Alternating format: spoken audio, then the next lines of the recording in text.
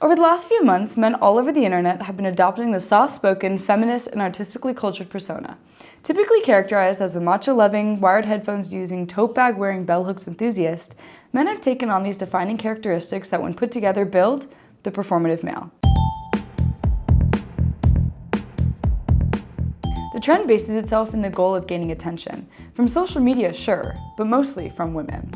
This new archetype for men has fostered the idea that outward appearance and adopted interests directly correspond with empathy and an understanding for women. Yet, for most, these traits are just empty shells that are used to display progression rather than doing the actual work. For a lot of true genuine feminists, they want it to be true, but a lot of people take it as a joke and are like, oh yeah, women rule, but don't actually do anything to help the betterment of women's place in society. What may have started as a way for men to take on more feminine qualities in pursuit of attraction has now exploded into a critique on this type of person altogether.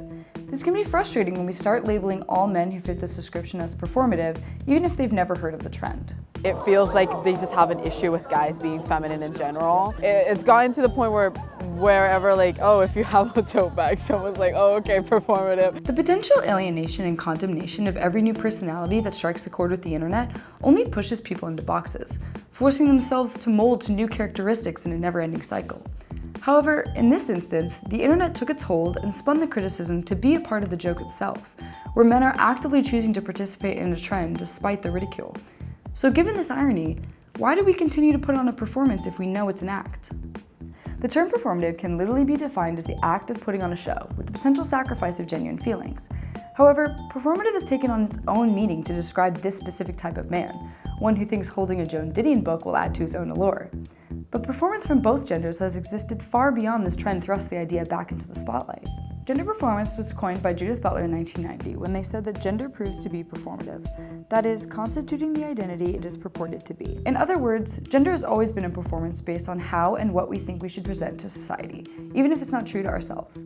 For many women, this performance is felt at a very young age, constantly curating and altering ourselves to meet society's standards. It's important to note that this archetype isn't the first time men have taken on a persona in the internet age. From 2014 being dominated by hipsters with sunglasses, skinny jeans, and Tumblr obsessions, to 2020 with the internet full of chokers, dark attire, and TikTok dancing e-boys. This evolution of performance only reveals that those who are breaking out of the stereotypical definitions of masculinity are being labeled as different and other. Pinterest boy used to be an appealing, attractive thing a few years ago, and now it's turned into this negative stereotype. However, I think this trend is actually bringing the concept of performance to the forefront of people's minds. Self-awareness has become such an influential aspect of this archetype, as the internet has been able to join together to find the irony in changing oneself at the cost of authenticity. Over the last few months, we've seen this trend bring people together beyond the confines of the screen. Following the trend of celebrity lookalike contests like the Timothy Chalamet and Jeremy Allen White competitions in New York and Chicago, performative male competitions popped up in similar urban areas. A contest was even held here at LMU on Sunken Gardens. A crowd joined to watch the spectacle, with contestants flaunting their books, records, tote bags, and even typewriters, with the crowd cheering for the man who embodied this persona the most. I talked with Rachel Richens, the host of the competition, to find out her thoughts on performative men. The concept of a performative man is interesting because it's taking a lot of stereotypically feminine traits and then giving them to men. Yeah, men can name one woman, or maybe they've read The Handmaid's Tale, or they know a bunch of famous notable feminists in history, and I think it's a good way to be able to call that out and to actually encourage real activism. Yeah, I think it's just a fun conversation and an important conversation to have. We know that in an age of social media, performances are inevitable.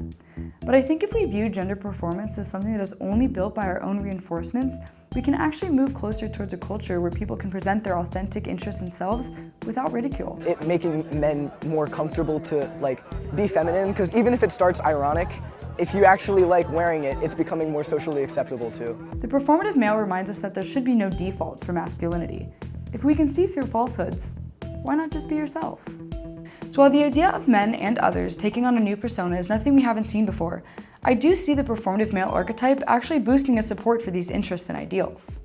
When this trend inevitably gets washed out by the wave of another archetype, we have to remember that continuing to adopt transparent facades doesn't make strides. That if we want to get up on that stage, at least we can give an honest performance.